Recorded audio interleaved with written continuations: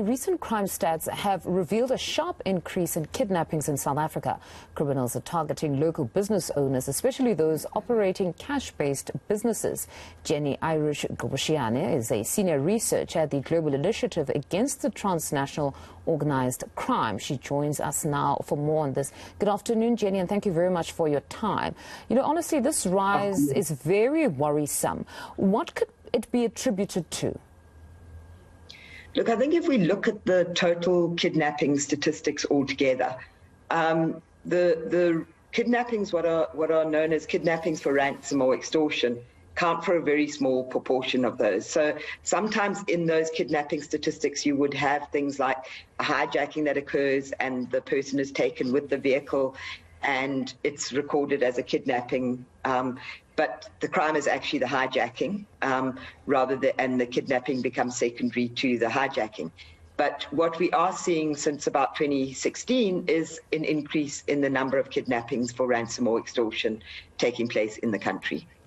And you're saying that this one, when we specifically speak for ransom, I mean, is it really perhaps an economic situation that has seen us having so many frequently as we've seen?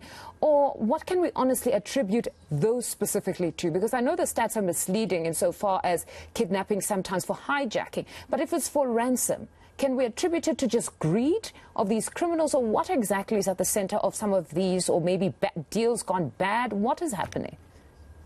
I think it's a combination of all of that. So I think that what you find in the kidnapping for ransom or extortion arena is that you find that there are various groups involved, that you find some highly organized transnational syndicates that are involved in this kidnapping for ransom, and we're seeing a similar trend to what you see internationally around that, where large amounts of ransom is demanded from people, quite sophisticated groups being involved in this, transnational groupings being involved in that, and often those people would be quite professional. They would have surveyed the person beforehand. They would know how much money to ask. And then you see copycat kidnappings taking place. And I think some of the copycat kidnappings taking place is where people are seeing that this crime is working and then they try and replicate it. Very often those are a lot less sophisticated, smaller amounts of money are demanded, less professional than the other kind of kidnappings that we're seeing. I think what's also happening is that I think we're also being affected by what happens in some of the neighboring states. So, for example, in Mozambique, kidnapping became quite a major issue from about 2008, and there was a massive upsurge there in about 2012. Now, some of the people that have been arrested for some of the kidnappings in South Africa have been Mozambicans, obviously working with local South Africans. I think it would be wrong to say that all these kidnappings are conducted by transnational groupings. There are local South Africans involved, and some of the copycat killings involve local South Africans. But very often the people being kidnapped by the highly organized transnational syndicates are coming from the same kind of national communities that these transnational syndicates are coming from. Insofar as the victims are concerned, are they being released and they're found to be safe, or safely released, or some of them are killed in most instances? What are the stats saying? There are cases where a significant number of them are released. Sometimes the ransom is negotiated down, but there are also cases, even when ransom has been paid, where the kidnappers are being killed, where the victims are being killed. And then the period upon which they are perhaps held captive, how long a period would a family member then say this is the cutoff? After maybe 10 days, we should suspect, if we haven't been called by anybody, we should suspect that our family member has been killed or they won't be returned. Is there a specific cutoff with some of the studies that you've done? No, there isn't really.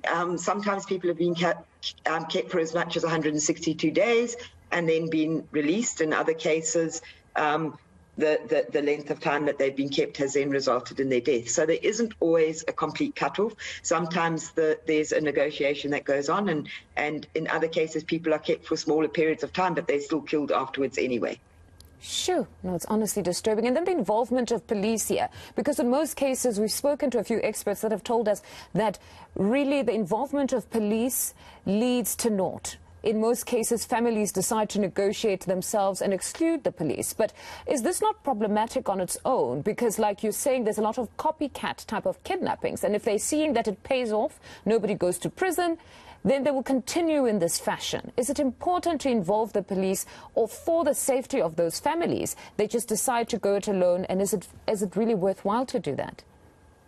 I think that in some cases people just don't trust the police, particularly when you're talking about people of foreign nationalities that are kidnapped in South Africa. There's a huge breakdown of trust in trusting the police in terms of being able to deal with that.